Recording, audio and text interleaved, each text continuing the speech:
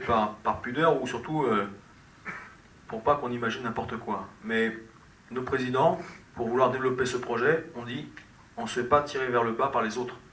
Ça veut dire que par les autres clubs qui veulent pas ci, qui veulent pas ça, nous on a fait une demande à ce que la feuille de match, on peut être d'accord ou pas d'accord, hein, l'idée n'est pas là, nous on a fait une demande à ce que la feuille de match en LFH passe à 16 joueurs sur la feuille de match.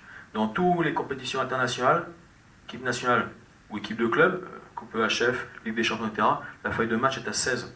Vous avez des joueuses qui sont engagées sur une feuille de match en Coupe d'Europe à 16, et puis quand vous revenez en France, vous dites aux joueurs non, tu joues pas parce qu'on n'est que 14. Alors dire sélection, etc., etc. Sauf que quand vous engagez un certain nombre de joueuses professionnelles, voire des joueuses en convention de formation, au centre de formation, ça peut des fois être difficile dans le management, mais surtout à un moment donné, pour faire émerger des jeunes joueuses, ça peut être aussi compliqué. Donc, bref, pour X raisons. Donc, ok, ça n'a pas été accepté. Ça n'a pas été accepté parce que la plupart des clubs disent oui, mais ça va coûter plus cher. C'est un outil. Tu peux avoir la possibilité de mettre 16 joueurs sur la feuille de match, mais tu peux en emmener que 14 si tu veux. Tu fais ce que tu veux. C'est une possibilité. Donc on a des considérations qui sont que de je tire vers le bas. Forcément, on regarde de moyens. Ok, d'accord. Mais l'idée, c'est pas de se faire tirer vers le bas et pas se faire tirer vers le bas, mais identique par les LFH. C'est-à-dire que nous, on avance.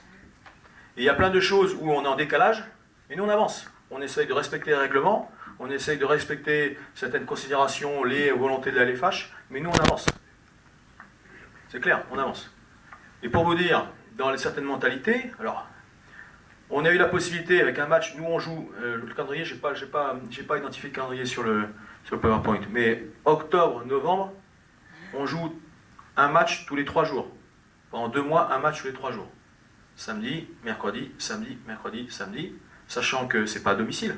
Ça, quand ils pondent leur calendrier, ils ne savent pas que c'est pas toujours à domicile. Ça veut dire que c'est aussi un match à domicile, un match à l'extérieur, un match à domicile, puis des fois vous avez 2 matchs à l'extérieur.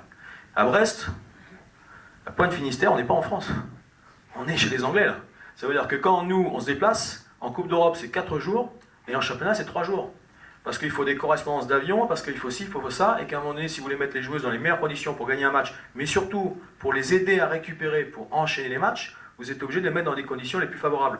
Janvier, février, mars, 3 mois, un match tous les 3 jours. Un match tous les 3 jours, commencez le 30 décembre, sachant que vous êtes obligé de donner une semaine de congé aux filles après les compétitions internationales.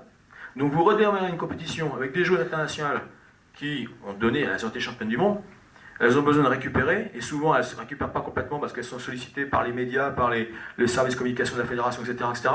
Vous avez un match, vous prenez le 30 décembre, et on enchaîne sans préparation particulière pour ces joueuses-là, pour être capable de supporter un match tous les 3 jours, vous enchaînez une compétition tous les 3 jours. Donc nous, pour gérer ça, à un moment donné, on était capable de faire 2 fois, on a pris un avion privé. Un avion privé multiplié par 5 le budget. Quand pour aller de Brest à Besançon, on a pris un avion privé pour faire la demi-finale aller, ça ne nous a pas forcément donné un bon résultat, n'empêche qu'on a quand même été capable d'enchaîner les matchs. 25 000 € le match, le déplacement. 25 000 € pour faire Brest-Besançon en avion privé, hôtel, etc., etc. Vous faites un déplacement normal, ça va vous coûter peut-être 5, 7 000 €. Donc nous, on a fait ça 2 fois. On a pris que Besançon, pour le retour, ils ont aussi pris un avion privé. C'était la première fois que Besançon prenait un avion privé. Nous, on l'avait déjà fait dernière aussi. Et puis Metz, pour la finale des Chemins de France, Metz qui se déplace toujours en train, qui cède, etc., etc. Metz a aussi pris un avion privé. Donc si nous, à un moment donné, en voulant nous développer et essayer d'aller de l'avant et d'atteindre nos rêves, nos objectifs, et puis gagner des titres, etc., etc., ça permet aussi aux autres de grandir, ben, tant mieux. Tant mieux. Et l'autonomie de la FH sera une réponse à ça. Enfin, il faudra du temps, sûrement, il faudra une dizaine d'années, pour que les garçons aient une réelle, on va dire, ça soit vraiment opérationnel.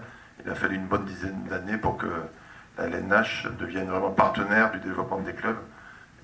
Parce qu'au début, c'est vrai qu'il y a tellement de choses à faire tomber qu'il y a plus des freins qu'autre chose, mais c'est un enjeu qui est important. Le handball féminin est en train de se développer à vitesse grand V. Il y a une accélération, et le professionnalisme dans le handball féminin a 10-20 ans de retard sur le handball garçon, mais c'est en train de s'accélérer, et il y a des retards qui sont en train de se combler. Bon, ça c'était le club supporter. Ça c'était les capacités, alors je ne sais pas si ça peut vous intéresser.